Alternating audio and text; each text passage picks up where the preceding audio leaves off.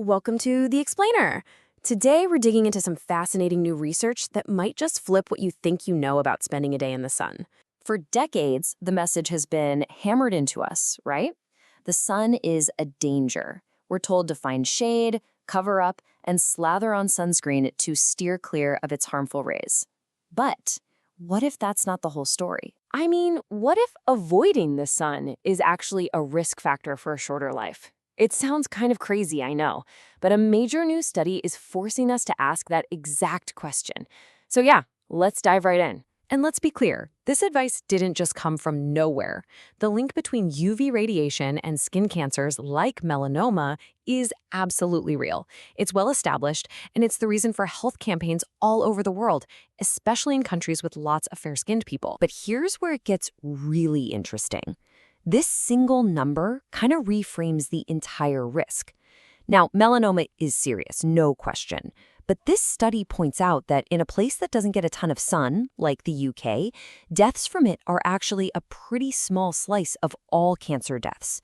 And that context, well, it's key for everything that comes next. So this brings us to a huge, groundbreaking study from 2024 that used data from the UK Biobank. The researchers wanted to really understand the link between UV exposure and how long people live.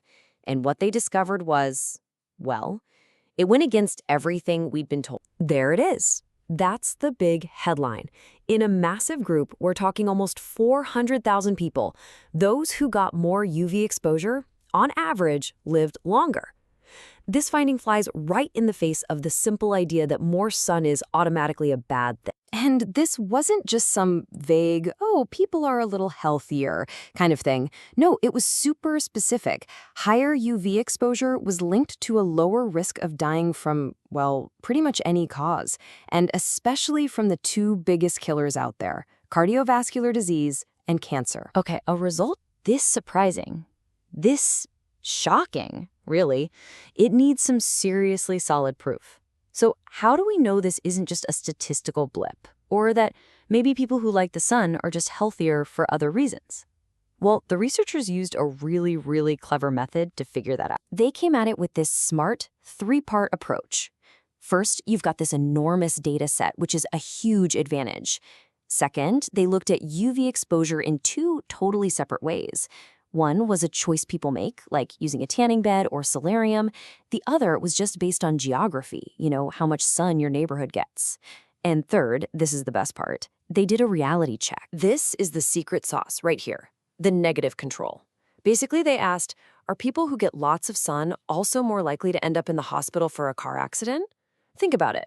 Sun exposure obviously doesn't cause car crashes, but other things, like maybe being a risk taker or having a certain income level, could influence both. It's a brilliant scientific trick. And the answer? A big, clear no. There was no link at all.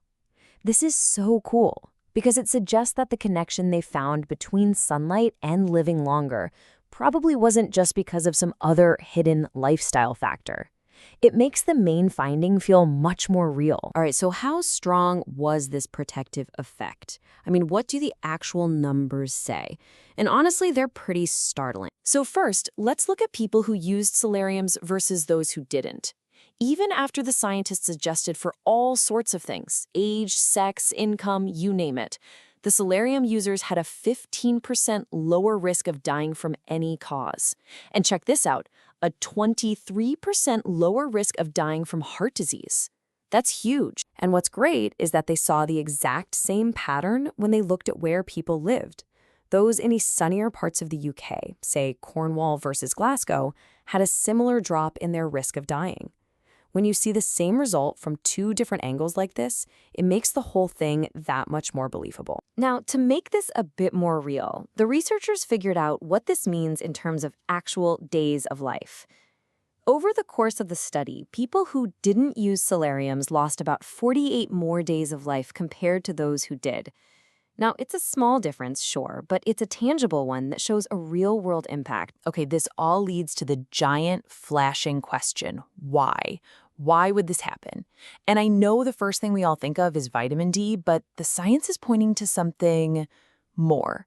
It seems to be a more complex story. So you have the classic story. UVB rays from the sun hit your skin, your body makes vitamin D, life is good. But here's the catch. Big studies on vitamin D supplements just haven't consistently shown they do much to prevent heart disease or cancer. So that leads us to a newer and maybe even more important story. This one's about UVA rays. They go deeper into the skin and cause it to release nitric oxide. And why does that matter? Because nitric oxide is known to lower blood pressure and reduce inflammation throughout the body, two massive factors in both heart disease and cancer. So, where does all this leave us on that initial risk, the one we all know about, skin cancer? The study didn't just ignore it, and what they found here just adds another fascinating wrinkle to the whole thing. It's what you could call a paradox. They did see a trend where more sun exposure was linked to more cases of melanoma, though it wasn't statistically significant in this particular study. But, and this is the part you really have to hear, it was not linked to more deaths from melanoma. So what does that suggest? Maybe that while sun might raise the risk of getting some skin cancers, it might not raise the risk of dying from them. It's a complex idea. And this brings the study authors to a really powerful but also carefully stated conclusion. For people in places that don't get much sun, like the UK, the massive benefits for your heart and for preventing cancer deaths might actually outweigh the risks of skin cancer. And that's where we land. The evidence really suggests that the old message of just avoid the sun, period, is, well, it's just too simple.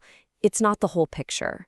So maybe the real question we should be asking now isn't if we should get some sun, but how we can be smart about it.